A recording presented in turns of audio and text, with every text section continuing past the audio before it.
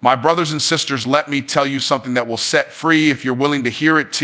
Your bank account is not a measurement of your worth. It's a mirror of your beliefs. Most see the strength of most people. Their lack of money means they lack value. They think their struggles with wealth and they are less than.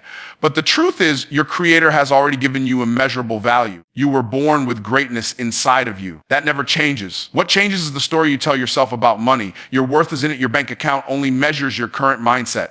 This is the truth most people never realize. And because they don't realize it, they live their entire lives measuring themselves by numbers on a screen, thinking their value goes up and down like the balance in their account. But let me tell you something. You were born with value that can't be measured in dollars, gold, or any material currency. The Creator placed inside of you gifts, talents, and potential that no market crash, no bad economy, no missed opportunity can ever take away. Yet even with all that innate value, your financial life still responds to something else entirely, your beliefs. Think about it. If you plant apple seeds, you don't get oranges. You get apples every single time.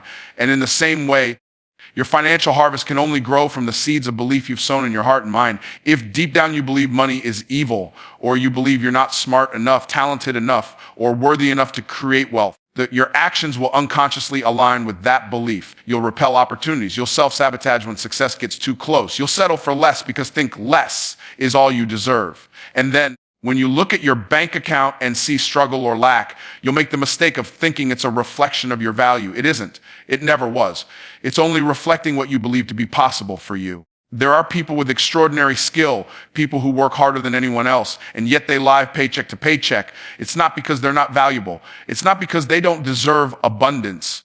They see because somewhere in their mind, there's a belief acting like a thermostat setting the temperature for their financial life. Even when they make more money, they find a way to lose it, spend it, or give it away because their inner thermostat says, this is as much as I can handle. And until the thermostat is reset, their finances will stay stuck in the same cycle. At the same time, there are people whose value to the world isn't any greater than yours, but their belief system allows them to receive more. They don't see money as a source of guilt or shame. They see it as a tool, a resource to create freedom and impact. And because they believe it's possible, they act like it's possible. They learn, they invest, they take risks, and they attract wealth because their actions align with their beliefs. When you understand that your worth is fixed and eternal, you stop letting the numbers in your account define you. You realize the only thing that needs to grow is not your value. It's your vision. It's your belief in what's possible for your life. You begin to see money differently. Instead of seeing it as something scarce and hard to get, you start seeing it as abundant and waiting to flow to someone who's prepared to handle it. You begin to break the mental and emotional barriers that have kept you stuck. You stop asking, am I worth it? And you start asking, what do I believe about wealth? And how is that belief shaping my reality? The moment you accept that your worth is not on trial, that you don't have to prove yourself to deserve more, you free your mind to create, to build, to serve at the highest level. You stop chasing money to feel significant because you already are significant. And from that place of certainty, you can develop the mindset that attracts financial abundance. Your bank account then becomes a reflection of your new beliefs, not your inherent value, but the story you choose to tell yourself about wealth and what's possible for you. The ChatGPT setting money is a mirror reflecting your beliefs about abundance, not your identity. It doesn't tell the truth about who you are. It tells the truth about what you think is possible. Most people misunderstand this, and because of that misunderstanding, they allow their financial circumstances to define them. They see a small bank balance and think, I'm failing. They see bills piling up and think, I'm not good enough. But the numbers in your account don't speak to your worth or your potential. They simply reflect the beliefs you've carried, many of which were planted long before you even knew they were there. They see the strength of think back to what did you hear about money? Maybe you heard money doesn't grow on trees, or we can't afford that. Maybe you saw arguments in your home about money, and you came to believe that wealth causes conflict. Or maybe you were told that rich people are greedy and selfish, so you unconsciously decided you didn't want to be one of them. Every one of those messages shaped your financial blueprint. And now, as an adult, that blueprint is playing out in your results. You're not limited by the economy, the government, or the job nearly as much as you are limited by the thoughts you hold about money and abundance. The reason money feels so emotional for so many people is because they've tied their identity to it. When things are going well financially, they feel confident, proud, and secure. When things aren't going well, they feel ashamed, anxious, and like a failure. But here's the truth: money can never give you identity, and it can never take it away. Who you are is unchanging. What changes is your perspective, and perspective shapes decisions, and decisions shape outcomes. When you believe money is scarce, you will make fearful decisions, hoarding, shrinking, avoiding risk, underpricing your value. When you believe abundance is available, you will make bold decisions. Invest in creating, taking opportunities, expanding your capacity. And those decisions over time change the reflection you see in the financial mirror. It's like standing in front of an actual mirror. If you want to see a different image, you can't reach out and smudge the glass. You have to change what's standing in front of it. In the same way, if you want your finances to look different, you can't just focus on external adjustments like working harder, budgeting tighter, or saving more. Those things have their place, but they're not the root. The root is internal. What do you believe about money? Do you see it as a blessing or a burden? Do you see it as strength of that? Do you see something that flows freely or something that's always running out? Do you believe you're capable of managing more, or do you secretly fear more responsibility would crush you? These beliefs run in the background like invisible programs, and your money simply reflects them back to you.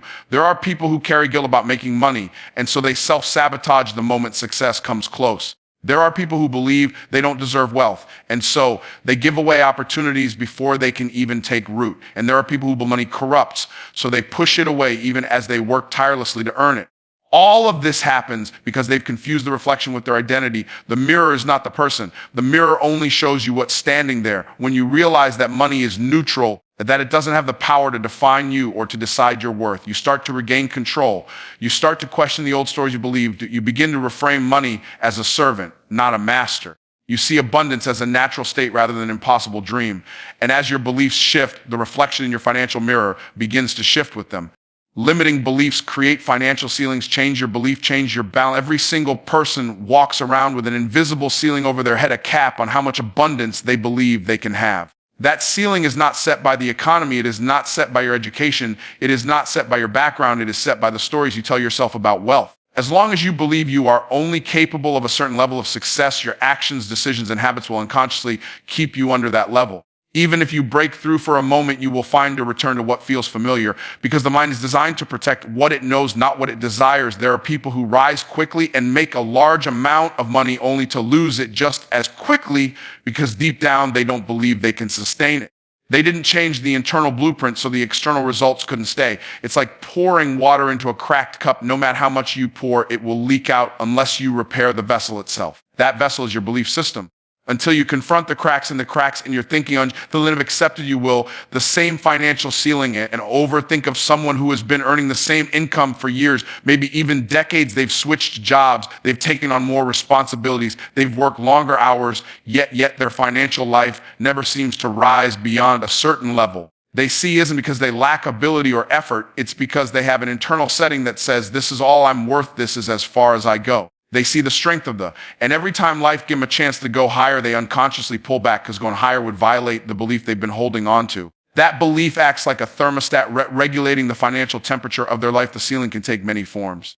For some, it's the belief that wealth is only for certain types of people who were born into it, people who are smarter or luckier or more deserving. For others, it's the belief that making more money will make them a bad person or cause them to lose relationships or create stress they can't handle. And for many, it's the quiet but powerful belief that they are not capable of managing more, so they settle for what feels safe, even if it's far less than what they could achieve. But here's what happens when you change your belief. When you replace the ceiling with possibility, you give yourself permission to rise. You begin to see opportunities where before you saw obstacles. You start taking actions that align with expansion rather than contraction. You stop shrinking from challenges because you know challenges are the pathway to growth. As your belief in what's possible increases, your ability to receive and hold more increases. Too. Money doesn't flow to effort alone, it flows to alignment. And alignment happens when your thoughts, your feelings, and your actions agree with abundance instead of scarcity. When you believe you can handle more, you make space for more. When you believe wealth is good and purposeful, you stop sabotaging your own progress. When you believe you are worthy, you stop underpricing, overgiving, and tolerating lack in your life. They see the ceiling lifts and the balance rises in proportion to the belief you've chosen to adopt. Wealth flows to those who see money as a tool for service, a symbol not of self-worth. The moment you shift your perspective on money, everything about your financial life begins to change. Most people get stuck because they assign too much emotional weight to money. They see it as a measuring stick for their value as a person, so they either chase it endlessly to prove themselves or reject it completely out of fear it will corrupt them. Both mindsets lead to struggle because they treat money as if it has the power to define their identity. Money is neutral. It has no moral compass. It doesn't make you good or bad. It doesn't make you important or insignificant. It simply magnifies what is already inside of you. If you are generous, more money allows you to give more. If you are selfish, more money allows you to amplify that selfishness. The problem is never the money. The problem is the mindset behind how you use it. When you begin to see money as a tool for service, it changes how you earn it, how you spend it, and how you grow it. It stops being about proving something and starts being about improving the lives of others. There are people who say they want to make more money, but deep down they feel guilty about the idea of wealth. They've been taught that wanting abundance is selfish or unspiritual, so they unconsciously repel opportunities for growth. They see the strength, they work hard but stay stuck because part of them believes that financial success means becoming someone they don't want to be. On the other hand, there are people who pursue money with the sole purpose of trying to feel worthy. They tie their identity to how much they have, so when they lose money, they feel like they've lost themselves. Both of these extremes keep people in cycles of scarcity because they misunderstand what money is for. When you treat money as a servant, not a master, it becomes a tool in your hands. You stop chasing it for validation and you stop fearing it as if it will change you. You begin to ask better questions like, how do I use the resources I've been given to create value in the others? How can I use money to multiply impact? How can I let money flow through me instead of hoarding it or wasting it? That shift opens doors because wealth flows to those who have prepared themselves to manage it wisely and use it purposefully. Think of a river. When it's flowing freely, it nourishes everything in its path. But when it's dammed up and stagnant, it becomes toxic. Money works the same way. When it flows through hands and hearts that are aligned with service, it creates blessing after blessing. When it's blocked by fear, greed, or guilt, it stops serving anyone, including the person holding it. The people who experience lasting wealth are the ones who've learned to let money flow without making it their identity. They understand that they are valuable with or without it, and because of they are able to use it for things that matter. When you see money as a tool, you stop underestimating the importance of growing it. You realize that the more resources you have, the greater your capacity to solve problems and serve people. You stop shrinking your vision to match your current balance and you start expanding your thinking the needs you could meet. Wealth responds to this mindset because money gravitates toward clarity, purpose, and stewardship. Scarcity is a story you've been taught. Abundance is the truth you must embrace. From the time you were young, you were surrounded by voices shaping how you see the world and how you see money. Parents, teachers, culture, religion, media, all passing down ideas about what's possible and what isn't. Many of those ideas were rooted in fear and lack, not because the people teaching wanted to harm you, but because they were living from the same story they had been told. When you heard phrases like money doesn't grow on trees, or we can't afford that, or rich people are greedy, those words didn't describe reality, they created it. They planted seeds in your mind that grew into a belief system where scarcity felt normal and abundance felt impossible. Scarcity is not just a lack of resources, it's a lens through which you view life. They see the strength of when you believe there's not enough, you act like there's not enough. You hesitate to give because you fear running out. You avoid investing in yourself because you're afraid you won't get a return. You compete instead of collaborate because you think someone else's gain is your loss. Scarcity convinces you that life is a zero-sum game where more for them means less for you. It keeps you playing small, shrinking your dreams and settling for less than you're capable of creating. But this isn't the truth. It's only a story.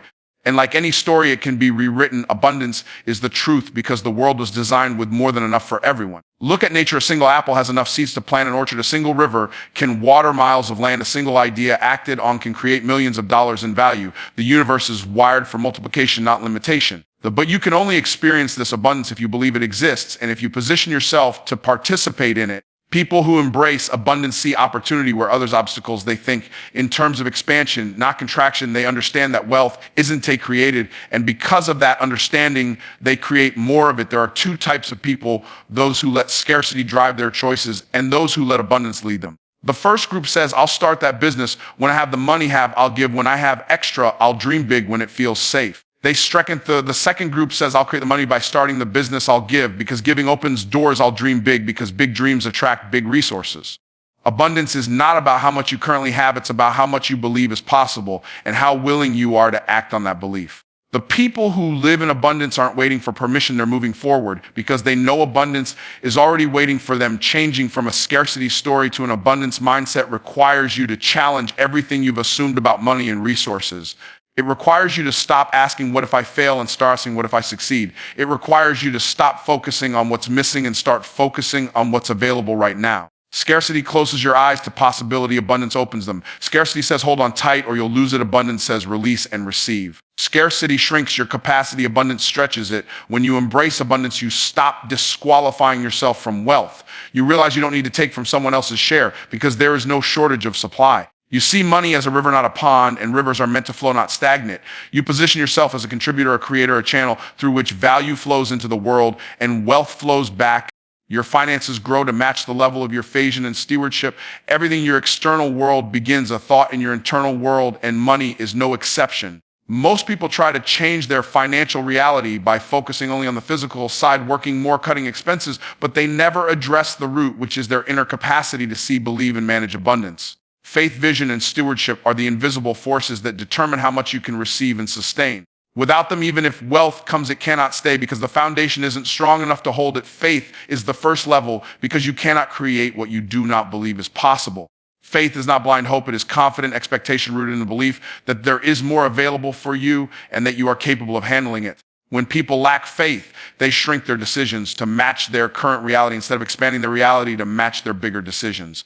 They play it safe. They hesitate to take opportunities. They avoid investing in themselves because they don't believe growth is guaranteed. Faith gives you the courage to act boldly, to stretch beyond what feels comfortable, and to trust that provision will meet you on the other side of action. Vision is the second level because faith alone without direction leads nowhere. Vision is the ability to see the invisible, to imagine the life you want to create in vivid detail. Your financial life will never rise higher than your vision because vision sets the target for your actions.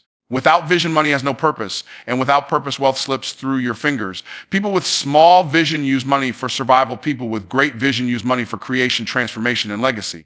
Vision gives your faith an assignment and tells resources where to go instead of wondering where they went. Stewardship is the third level because even with faith and vision, you must demonstrate that you can manage what you already have before you are trusted with more. Stewardship is about how you handle resources, opportunities, and responsibilities. Many people ask for abundance while missing the little that is already in their hands. They say they want millions, but they waste hundreds, want businesses, but neglect their current job. They want to lead, but refuse to serve. Wealth flows to those who prove they can multiply what is given to them, whether it is time, money, or relationships. Stewardship builds capacity, and capacity determines how much you can hold without breaking under the weight of increase. These three qualities work together like a cycle. Faith empowers vision, vision directs, stewardship builds credibility, and credibility opens the door to more. They see why some people can make money quickly, but it just as fast. They may have vision and even faith, but they lack the discipline of stewardship. Others may steward well, but have no vision, so they manage lack instead of multiplying wealth.